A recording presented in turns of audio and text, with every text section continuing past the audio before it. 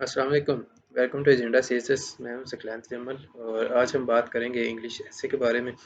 Last time हमने outline discuss की थी इसी एसे की कि tax reforms are an imaginative fiction in Pakistan.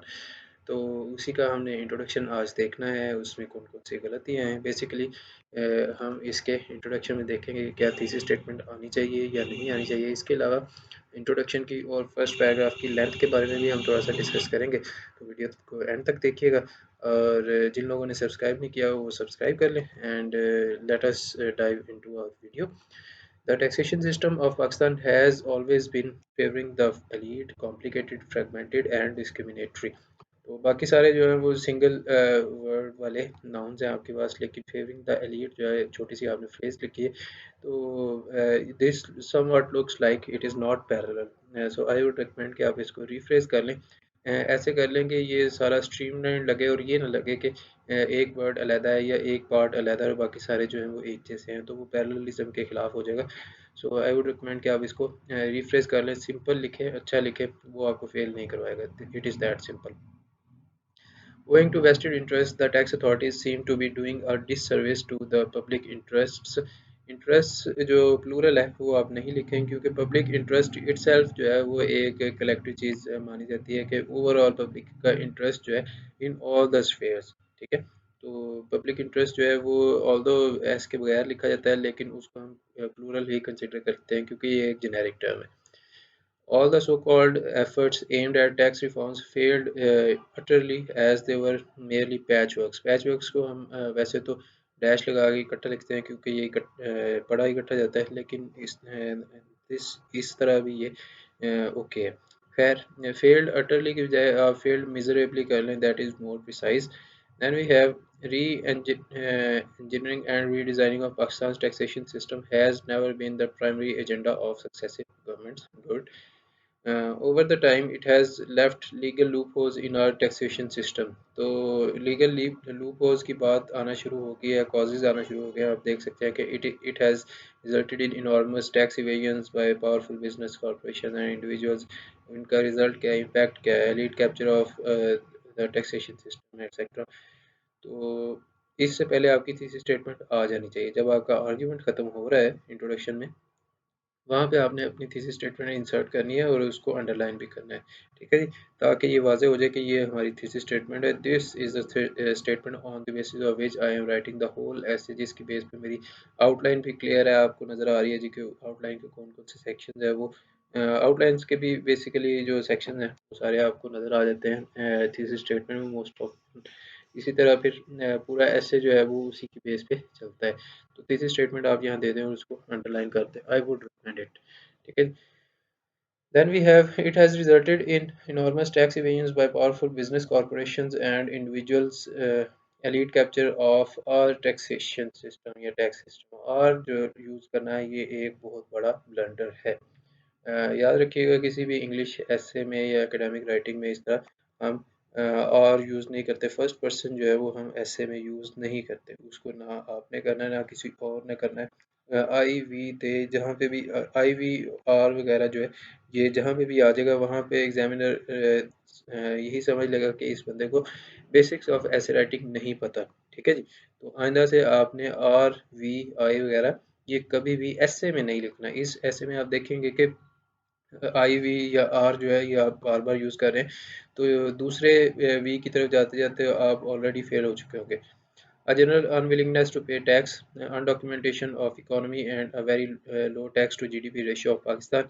Due to meager tax revenue generation, the government has been unable to adequately spend on public sector development. Unable to spend adequate sums on public sector development. This is better and much more effective. As a result, we have to frequently resort to the IMF debt program. IMF जनाब हमें loan देता है, IMF loan programme होते हैं, वो date programme नहीं है। Date और लोन में फ़र्क होता है यूजेज में, इसको स्टडी कर लें थोड़ा सा। देन वी हैव, दूसरी दफ़ा आपने वी लिख दिया तो मोस्ट प्रोबेबली आप यहाँ से फेल हो चुके हैं, क्योंकि एग्जामिनर यही सोचेगा कि पहली दफ़ा चले कोई गलती है, कोई बच्चे को याद नहीं रहा, उसने वैसे लिख दिया। लेकिन अगर आप 2-3 दफ़ा IVAR लिख रहे हैं तो दैट मीन्स कि आपको डेफिनेटली नहीं आइडिया कि आप क्या कर रहे हैं, यू डू नॉट नो कि आपने कौन सी चीज़ें यूज़ करनी है, कौन सी नहीं करनी। There is a need for concerted efforts on part of Pakistan's fiscal authorities और नहीं लिखना आपने though we have lacunas though there are lacunas in Pakistan's taxation system tax reform has always remained an imaginative fiction owing to the vested interests of those at the helm of affairs ठीक है जी only a strong political will and determination can revamp the taxation system of Pakistan okay ji ये इनका introduction हो गया और इसकी lines हैं 33 और 6 वर्ड्स पर लाइन के हिसाब से ऑलमोस्ट 198 वर्ड्स बन रहे हैं विच इज़ वेरी ओके क्योंकि हम 180 टू 210 वर्ड्स का इंट्रोडक्शन रिकमेंड करते हैं कि इसमें कहीं भी आप क्लोज कर दें तो दैट इज़ इनफ और दिस इज़ फाइन ठीक है बाकी जो इसमें 2-3 गलतियाँ मैंने आपको बताई हैं उनको आप वीड आउट कर लें तो this is a good introduction well काफ़ी अच्छा कोऑर्डिनेटेड इंट्रोडक्शन आप कह सकते हैं चलें जी फर्स्ट पैराग्राफ पे आते हैं तो आयरॉनिकली से स्टार्ट होता है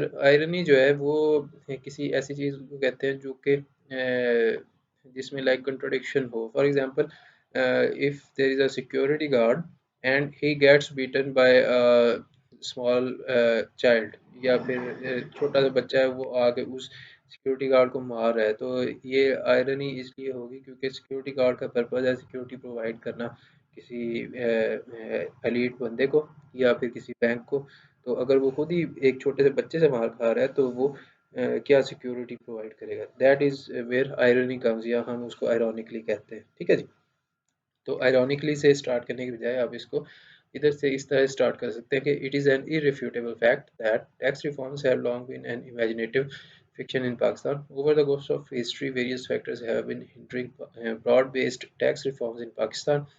The taxation system of Pakistan has inherent legal loopholes which pave the way for massive tax evasions by the powerful. ठीक है जी our taxation system has lack of clarity for the federal and provincial tax collecting bodies.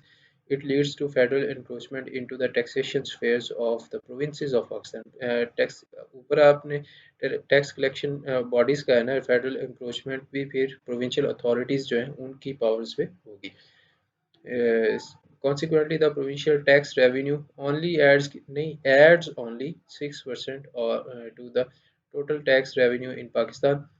So the provinces have to rely on the federal government for their budget allocation.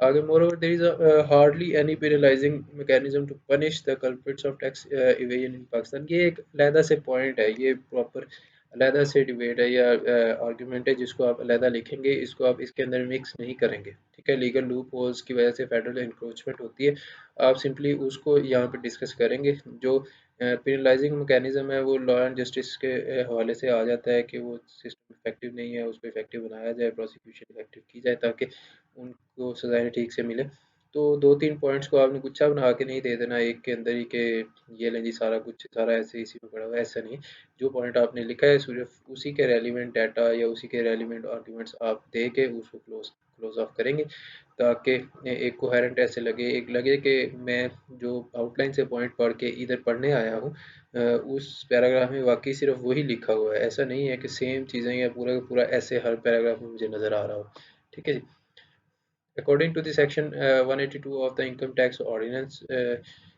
section imposes strict penalties on the tax evaders it has rarely accordingly sorry although okay it has rarely been enforced in the country so the lacunas in our taxation are again यहाँ पे गलत है so the lacunas in taxation system of Pakistan are major obstructions to tax reforms in the country इस तरह से आप कह सकते हैं तो बाकी भी मैंने चेक किया हुआ है आप देख सकते हैं ये पूरा ऐसे इन्होंने लिखा था 17 पेजेस का एंड ये मैंने आपके साथ इंट्रोडक्शन और फर्स्ट पैराग्राफ इसलिए डिस्कस किया है कि थोड़ा सा आपको अंदाज़ा हो जाए कि लोग किस तरह से उसको लिखते हैं या आपको एक राइटिंग दिखाई जाए टैक्स रिफॉर्म्स के ऊपर so I hope that you like this video and I hope that it was helpful for you make sure that you like and subscribe the video मैं आपसे मिलूंगा नेक्स्ट वीडियो में तब तक के लिए टेक केयर अल्लाह हाफिज़